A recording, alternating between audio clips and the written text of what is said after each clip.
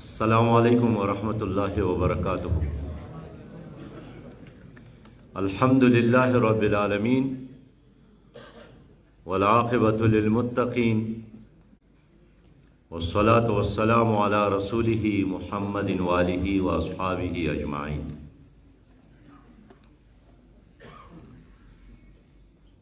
برادر محترم جناب حفیظ اللہ خاکسار صاحب،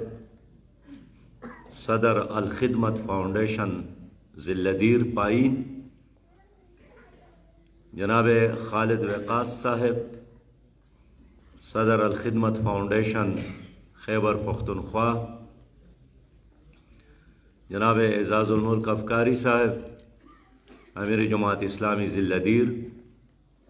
برادر محترم عبدالواسع صاحب، سیکرٹری جنرل جماعت اسلامی خیبر پختونخوا،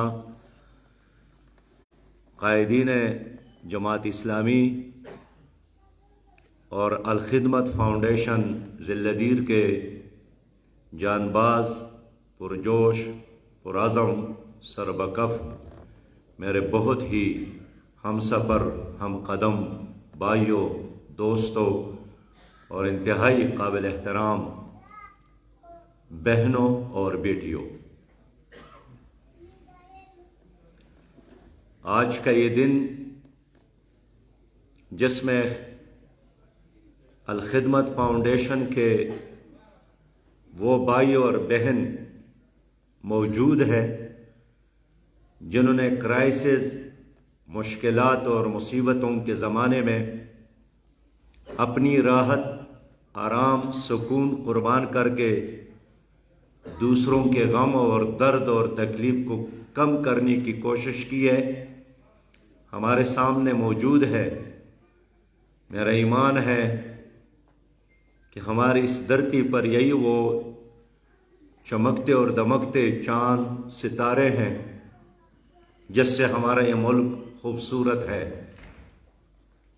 اگر آسمان سورج اور چاند اور ستاروں سے خوبصورت ہے تو ہمارا یہ ملک آپ جیسے پرجوش، پرعزم، انسانیت کے ساتھ محبت کرنے والے اور اس ملک پر نچھاور ہونے والے جان نثار بھائیوں اور بہنوں سے خوبصورت ہے۔ میرے بھائیوں، الخدمت فاؤنڈیشن اب پوری قوم کی امانت ہے۔ یہ 22 کروڑ پاکستانیوں کی تنظیم ہے اور الخدمت فاؤنڈیشن نے نہ صرف پاکستان کو بلکہ عالم اسلام اور ساری مظلوم انسانیت کو ایک بہت مثبت پیغام دیا ہے کہ ہم ایک خاص علاقے، ایک خاص رنگ اور نسل اور زبان یا کسی خاص مذہب سے تعلق رکھنے والے لوگوں کا نہیں ہے، ہم ہر انسان کے ساتھ محبت کرنے والے لوگ ہیں، اس لیے کہ ساری انسانیت اللہ تعالیٰ کا کنبہ ہے اور اس کنبے کے ساتھ پیار کرنا، محبت کرنا یہ نبی مہربان صلی اللہ علیہ وسلم کی سنت ہے، حتیٰ کہ ہر زندہ چیز کو بچانا، پودوں کی حفاظت کرنا، یہ بھی الخدمت فاؤنڈیشن کے پروگرام اور منشور میں شامل ہے۔ کرونا وائرس کے دوران جب شہر، بستیاں، چوک اور چوراہے،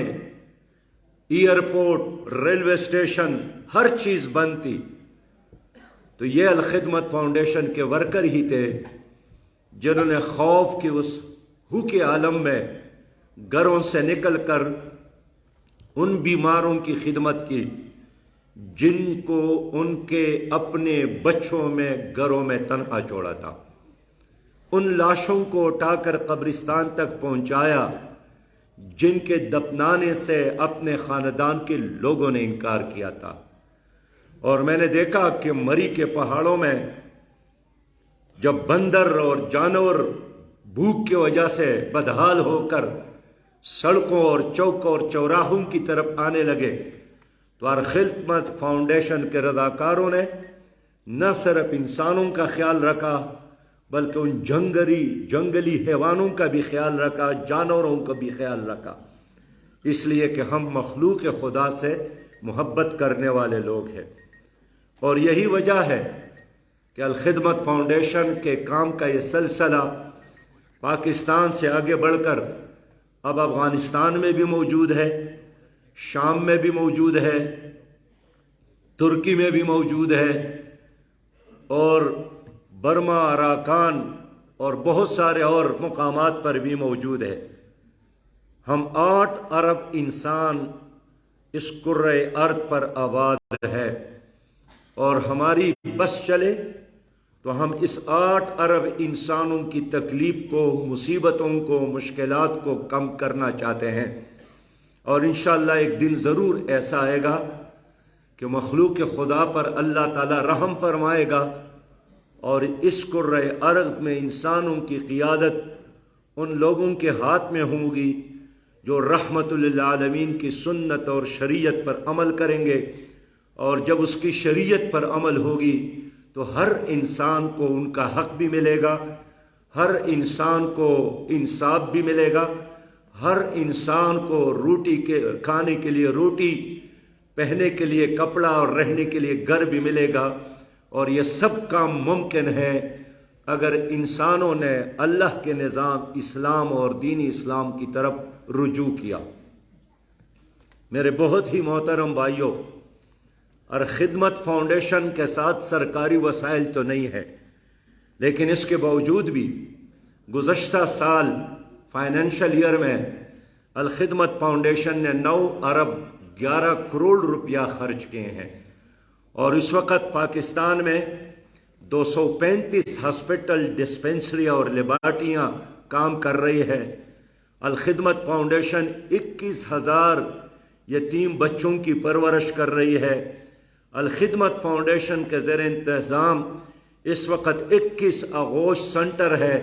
یہاں یتیم بچوں کے بہترین کفالت اور بہترین تعلیم کا نظام موجود ہے۔ الحمدللہ گزشتہ عرصے میں 1 کروڑ 45 لاکھ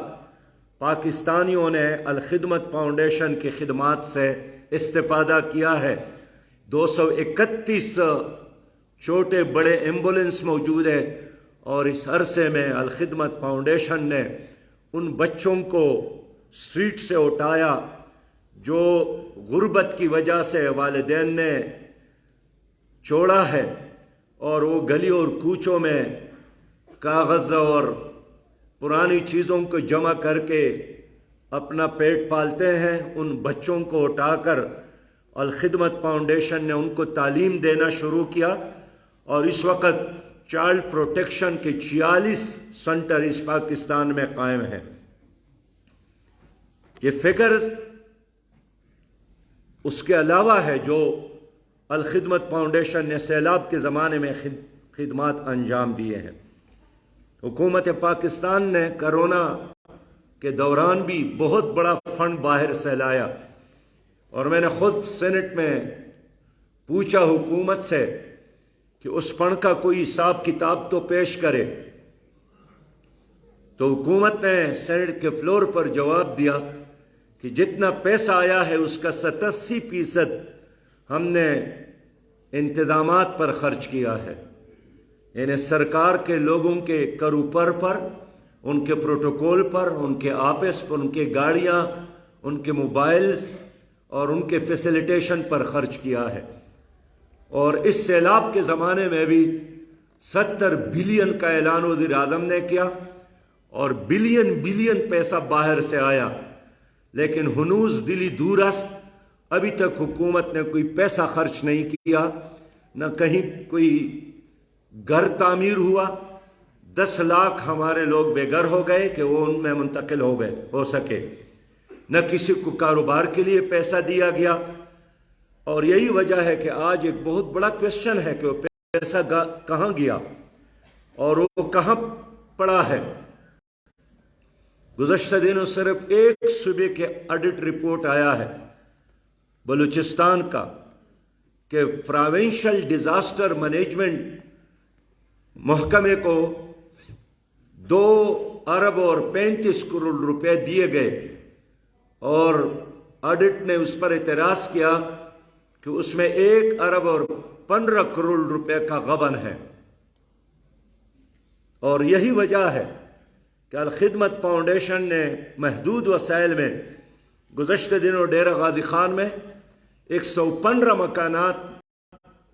تعمیر کیے، مکمل کیے، اور چابیاں ہم نے اپنے ہاتھوں سے ان کے مالکوں کو حوالہ کیا، وارثین کو حوالہ کیا۔ لیکن حکومت پاکستان مرکز کی ہو یا صوبہ کی ہو، اب تک ایک گھر انہوں نے نہیں بنایا اور کسی کے حوالے نہیں کیا۔ یہ اس کی علامت ہے کہ ہماری حکومتیں وفاق اور صوبائی حکومتیں سنجیدہ نہیں ہیں، اور خود یو این او نے اس پر بہت تشویش کا اظہار کیا ہے کہ جو فنڈ دیا جاتا ہے وہ بھی متاثرین تک، اور یہ پہلی بار نہیں ہے، ہر بار اس طرح ہی ہوتا ہے۔ ورنہ ہمارے لوگوں نے تو قرض اتاروں، ملک سنواروں کے نام پر بھی بہت بڑا فنڈ دیا تھا۔ ہمارے لوگوں نے گزشتہ زلزلوں کے دوران بھی بہت بڑا فنڈ دیا تھا۔ ہمارے لوگوں نے کرونا وائرس اور ابھی وزیر اعظم کے فنڈ میں بھی ایک بہت بڑی اماؤنٹ جمع کی ہے، لیکن وہ کہاں خرچ ہوتا ہے؟ میں سپریم کورٹ آف پاکستان سے اپیل کرتا ہوں کہ ان حکومت پر اب عوام کا اعتماد نہیں ہے، نہ صوبائی حکومتوں پر اور نہ مرکزی حکومتوں پر۔ اس لیے از خود نوٹس لے کر سپریم کورٹ کو اس پیسے کا آڈٹ کرنا چاہیے کہ متاثرین کے نام پر باہر سے جتنا پیسہ آیا ہے وہ اب تک خرچ کیوں نہیں ہوا، اور خرچ ہوا ہے تو قوم کے سامنے رکھا جائے کہ ہم نے یہ پیسہ فلاں جگہ پر خرچ کیا ہے۔ محترم سامعین، اس لیے مصیبتیں، تکالیف، حادثات یہ انسانی زندگی کا حصہ ہے۔ جس طرح دن اور رات ہے اسی طرح راحت اور زحمت یہ ساتھ ساتھ چلتے ہیں، لیکن ماضی نے ثابت کیا کہ ہماری حکومتوں نے ڈیزاسٹر مینجمنٹ کے لیے کوئی مؤثر پروگرام نہیں کیا۔ حال یہ ہے کہ اب یہ ایک سائنس بھی ہے، ساری دنیا میں یہ انتظامات موجود ہے۔ یہ سیلاب انڈیا کے ایک صوبے میں آیا اور وہاں کے وزیر اعلیٰ نے، صوبے کے وزیر اعلیٰ نے جشن منایا کہ ہم نے سیلاب کے پانی کو محفوظ کیا، اور 10 سال کے لیے ہمارے ساتھ اب پانی کا ذخیرہ جمع ہو گیا۔ یہاں چند قطرے پڑتے ہیں اور ہمارے گھر اور بستیاں اور سڑکیں اور ہر چیز تباہ کر لے جاتے ہیں، اور پھر 5 سال اور 10 سال ہم روتے ہیں، اور رو رو کر لوگ تک جاتے ہیں، اور پھر صبر کا راستہ اختیار کرتے ہیں، اور حکومت پھر کسی اور حادثے کے انتظار میں ہوتے ہیں۔ اس لیے کہ ہمارا ظالم نظام ہے، یہ حادثات میں بھی کماتے ہیں، اور حادثات میں بھی اپنے پراپرٹیز میں اور اپنے بینک اکاؤنٹ میں اضافہ کرتے ہیں۔ حادثوں کے بنیاد پر جو پیسہ باہر سے آتا ہے اس میں بھی یہ حکومت کرپشن کرتی ہے۔ تو اس لیے جماعت اسلامی نے طے کیا ہے کہ ہم اپنی سوسائٹی اور معاشرے اور ملک کو اور اپنی قوم کو یہ بین الاقوامی NGOs کے کرم پر نہیں چھوڑیں گے، اور ہم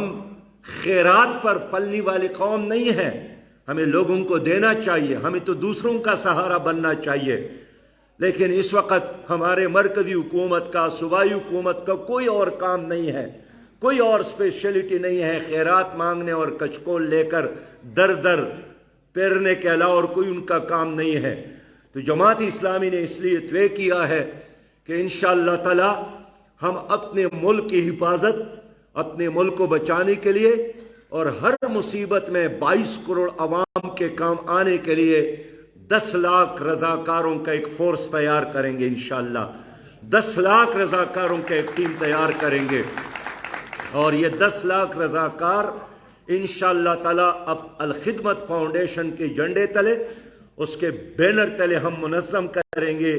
یہ سیاست سے بالا تر، یہ تعصبات سے بالا تر انسانیت کی خدمت کے لیے انشاءاللہ تعالی سب سے زیادہ یونیورسٹیوں کے طلبہ، کالجز کے طلبہ، سکولز کے طلبہ اور طالبات اس کا حصہ ہوں گے۔ الحمدللہ ہمارے نوجوان پرجوش ہے، پرعزم ہے، سربکپ ہے، یہ اپنے ملک اور قوم کے لیے ہر طرح کی خدمت کے لیے تیار ہے، لیکن افسوس یہ ہے کہ اس پوٹینشل سے ہماری ریاست اور حکومت نے کوئی استفادہ نہیں کیا، اور یہی وجہ ہے کہ ان کو کوئی کام نہیں مل رہا ہے۔ تو اب 70 لاکھ سے زیادہ ہمارے نوجوان نشے کی بیماری میں مبتلا ہے۔ اب یونیورسٹی اور کالجز میں بھی آئس کلب بن گئے، جس میں اجتماعی طور پر ہمارے نوجوان بچے اور بچیاں مل کر وہ نشے میں مبتلا ہو گئے اور نشے سے اپنے آپ کو مستفید کر رہے ہیں۔ کون ذمہ دار ہے؟ یہی نظام، یہی حکومت ذمہ دار ہے۔ تو ہم نے اس لیے 10 لاکھ رضاکار تیار کرنے کا فیصلہ کیا ہے، اور انشاءاللہ تعالی جس طرح سیلاب کے اس دورانیے میں دیر بالا اور دیر پائین کے کارکنان نے وہ کارنامہ انجام دیا جس کا ذکر اقوام متحدہ کے سیکرٹری جنرل نے بھی کیا کہ ایک ہیروئک کردار یہاں کے نوجوانوں نے ادا کیا ہے۔ ہم جب 10 لاکھ رضاکار تیار کریں گے انشاءاللہ تو اس میں ایک بہت بڑا حصہ خیبر پختونخوا کے نوجوانوں کا اور خاص کر ملاکنڈ ڈویژن کے نوجوانوں کا انشاءاللہ تعالی ہوگا، اور آپ لوگ اس کی قیادت کریں گے، آپ لوگ اس کا انتظام کریں گے، اور اس میں ہمارے بچے بھی ہوں گے اور اس میں ہماری بچیاں بھی ہوں گے انشاءاللہ تعالی۔ میں آخر میں ذلہ دیر کے الخدمت فاؤنڈیشن کے صدر جناب حفیظ اللہ خاکسار صاحب کو، خیبر پختونخوا کے صدر جناب خالد وقاص چمکنی صاحب، اور جماعت اسلامی کی جو سرپرست ہے صوبائی سطح پر پروفیسر ابراہیم صاحب، یہاں ضلعی سطح پر جناب اعزاز الملک ابکاری صاحب، اور پوری جماعت کا جو تنظیم ہے جنہوں نے مسلسل سرپرستی کی، اس کو بھی شاباش اور خراج تحسین پیش کرتا ہوں۔ میں نے دیکھا کہ کس طرح دیر بالا میں اور دیر پائن میں ہمارے نوجوانوں نے، ہمارے لوگوں نے، نوجوانوں نے آگے بڑھ کر، انتظامیہ سے بھی آگے بڑھ کر اس قوم کی خدمت کی۔ میں کئی اضلاع میں گیا کہ جب ڈپٹی کمشنر سے اوپر کی حکومت پوچھتی تھی کہ کتنے لوگ سیلاب سے متاثر ہو گئے، کتنے گھر تباہ ہو گئے، تو وہ الخدمت فاؤنڈیشن کے دفتر آ کر معلومات لیتے تھے کہ آپ ہمیں ذرا ڈیٹا دے دیں تاکہ ہم اوپر کی حکومت کو، اور یہی وجہ ہے کہ اقوام متحدہ کا سیکرٹری جنرل جب یہاں آیا تو انہوں نے سرکاری رپورٹس کی بجائے الخدمت فاؤنڈیشن کے صدر عبدالشکور صاحب کو بلایا اور ان کو کہا کہ آپ مجھے اصل حقائق سے آگاہ کریں کہ کیا ہو رہا ہے اور کیا نہیں ہو رہا ہے۔ میرے بھائیوں، جب یہاں سیاسی جماعتیں آپس میں دست بگریبان تھے اور یہاں سیلاب سے لاکھوں لوگ متاثر تھے، تو الحمدللہ ہم نے سندھ کا دورہ کیا، 3 بار دورہ کیا، بلوچستان کا دورہ کیا، خیبر پختونخوا کا دورہ کیا، جنوبی پنجاب اور شمالی پنجاب کا دورہ کیا۔ میں خود میاوالی گیا، میاوالی عمران خان کا اپنا حلقہ ہے، اور میں وہاں 60 دن بعد گیا، سب سے آخر میں وہاں گیا، لیکن میں نے پوچھا کہ یہاں وزیر اعظم آیا ہے، انہوں نے کہا کہ یہاں وزیر اعظم نہیں آیا ہے، حالانکہ یہ ان کا اپنا حلقہ تھا، اور ان کے اپنے حلقے میں بھی الخدمت فاؤنڈیشن کے لوگوں نے کام کیا، لوگوں کو ریسکیو بھی کیا، لوگوں کو گھر تعمیر کرنے کے لیے پیسے دی، اور اب پورے ملک میں الحمدللہ الخدمت فاؤنڈیشن کے رضاکاروں نے کسانوں کو، زمینداروں کو، کاشتکاروں کو سپورٹ دی، اس طرح ان طلبہ کو سپورٹ دی اسلامی جمعیت طلبہ نے کہ جو اپنی سکول سے، اپنے بستے سے محروم ہو گئے تھے، ہمارے نوجوانوں نے، اسلامی جمعیت طلبہ کے کارکنان نے وہاں جا کر خیمے اسکول قائم کیے، اور اس وقت بھی سینکڑوں کی تعداد میں ہمارے اسکول موجود ہے جہاں اسلامی جمعیت طلبہ کے نوجوان ان کو پڑھا رہے ہیں۔ پاکستان سے ہماری محبت ہے، پاکستان ہماری جان ہے، پاکستان ہماری عزت ہے، اور پاکستان سے ہماری محبت کی بنیاد کیا ہے؟ یہ اس لیے نہیں ہے کہ ہمارا گھر ہے، یہ اس لیے ہے کہ پاکستان کا مطلب کیا؟ لا الہ الا اللہ محمد الرسول اللہ ہے۔ لہٰذا میں ایک بار پھر آپ لوگوں کو شاباش دیتا ہوں، بچوں کو بھی، بچیوں کو بھی، نوجوانوں کو بھی، اور اپنے بہنوں کو بھی۔ یہ ایک دن کا، ایک سال کا کام نہیں ہے، انشاءاللہ جب تک دم میں دم ہے ہم اپنی قوم، اپنے ملک اور اپنی دھرتی کی اس خدمت کو جاری رکھیں گے۔ وآخر دعوانا ان الحمدللہ رب العالمین۔ تھینک یو، جزاک اللہ خیر۔